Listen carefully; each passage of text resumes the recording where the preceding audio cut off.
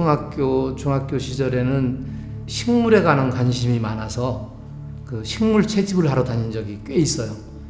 지금으로 말하면 보테니컬 아트라고도 할 수가 있을 것 같은데, 그래서 그 식물을 채집하고 그거를 이렇게 스케치해보고 뭐 이런 경험들이 이렇게 쌓여 있다가 이제 중학교 시절에 이제 미술부에 들어가고, 그 당시 분위기가 1년 365일 그리는 거예요.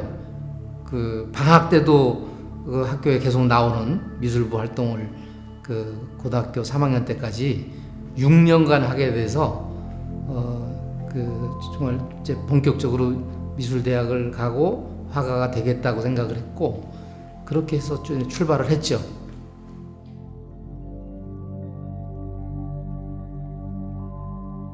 그 당시에는 그 수원 시내에 고등학교가 뭐 5개 정도밖에 남녀 통틀어서, 그래서 아마 거의 교류가 아주 그 빈번하게 이루어지고, 또 야외 스케치를 나가면 같은 장소에서 만나기도 하고, 그래서 이미 뭐 미술대도 같이 이게 다른 학교지만 같이 나가고 뭐 이렇게 돼서 그 충분한 이제 그 서로들 간의 이해도가 높았다.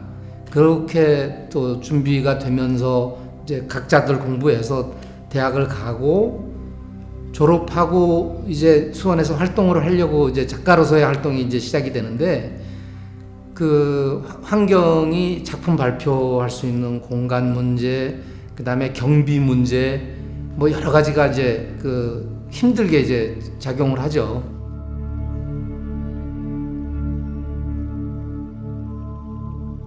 당시에 이제 그 미술 선생님들을 중심으로 이제 미술협회가 한국미협이 결성이 돼 있었고, 그 전시회는 1년에 한 번 회원전 하는데 10호짜리 하나 내는 소품전, 이게 1년에 그 우리가 전문 작품을 보는 수원에서 그게 전부였어요.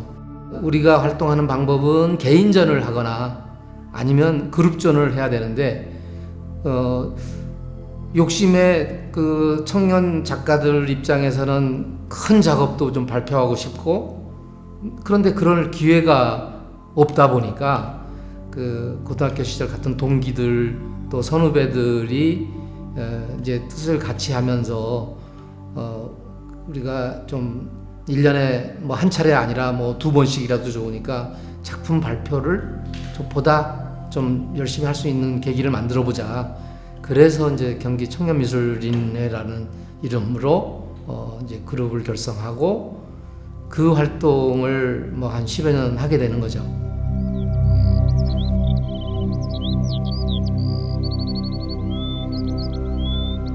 그 당시에 개인전의 주제로 잡았던 것이 들꽃 그림전.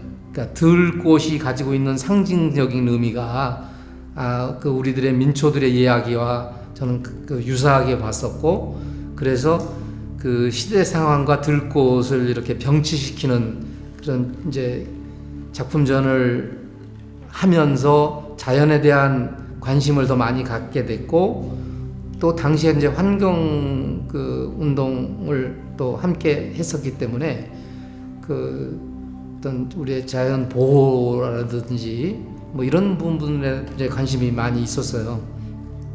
그래서 이제 아름답고 깨끗한 보존해야 할 물과 또 아주 오염된 그 폐수가 되는 그런, 그게 우리 다 사람들이 만들어내는 건데, 그 물에 대한 고민을 또 한참 하면서 그 물의 표정이라는 그 작품 개인전을 이제 1998년에 하게 돼요.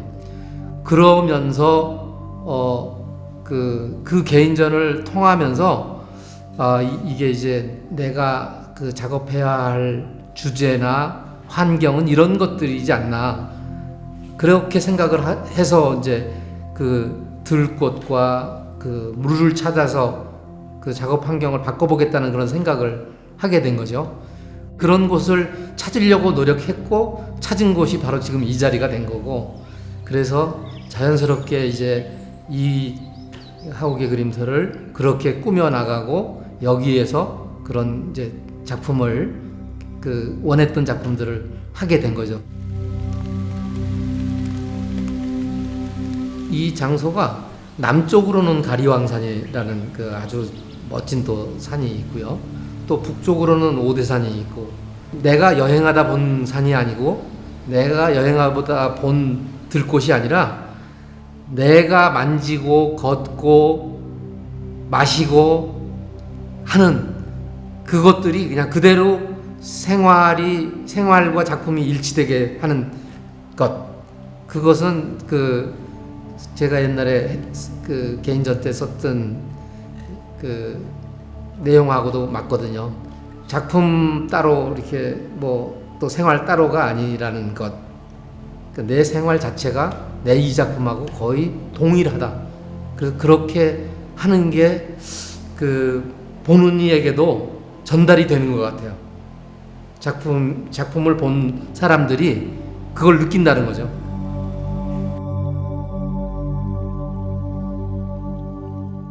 이 하옥의 그림터 안에는 넓이가 적어도 뭐 8m, 10m 정도 되는 큰 바위도 있고, 그 주변에 흙은 찾아보기 어려울 정도로 간신히 씨가 터져서 들꽃이나 자라는 농사를 할 수 있는 땅이 아니어서 돌무더기 땅이에요. 자연스럽게 아침, 저녁 산책하면서 매일 돌을 보잖아요. 근데 어느 날인가 그 돌이 나에게 말을 걸고 있다는 느낌을 받은 거예요. 이 돌에서 꼭 수석에서 느껴지는 그런 느낌 같은 거랄까? 어떤 그 형상을 이렇게 자연스럽게 느꼈다. 굳이 말하자면 미켈란젤로가 그 대리석 돌 덩어리에서 자기는 그 안에 내가 이미 만들고자 하는 그 형상을 보았다라는 것처럼 그런 느낌을 강렬하게 받아서 처음에는 산을 시작했던 것이 아니고 물을 그렸어요. 나중에는 이제 관심을 가지고 보니까 보는 만큼 아는 만큼 보인다, 뭐 이런 말처럼 어느 날은 그 백두대간이 보이기도 하고, 좀 더 어떤 예술적인 깊이 뭐 이런 것들도 생각하게 되고, 그냥 단순히 뭐 거기다가 무엇 하나 그렸다라는 것이 아니라 이제 어떤 그 자연과 역사에 대한 철학도 담아낼 수 있는 경지에 이렇게 자연스럽게 다가가지 않았나, 그렇게 생각합니다. 돌 작업의 한계가 큰 데다도 할 수 있으면 좋겠는데, 운송 문제나 이런 그 어려움이 산속에서 차량 불러서 그렇게 움직이기가 쉽지가 않고, 그래서 하고 싶은 이야기를 그 안에 그 작은 돌에 다 넣을 수가 좀 많이 어려운 부분이 있어요.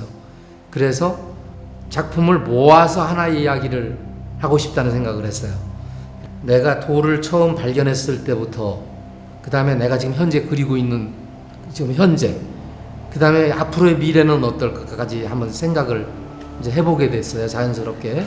그 내가 발길에 차였던, 무시하고 지나갔던, 그냥 허름하게 지나갔던 돌에서부터 이 돌이 나에게 발견되는 순간 이렇게 어떻게 어떤 과정들을 거쳐서 이런 작업이 됐고, 그리고 이것이 그 어떻게 또 사라질 것인가. 분명히 영원한 것은 없잖아요. 그래서 그 내용까지를 이게 이 작업에 보여주고 싶었습니다.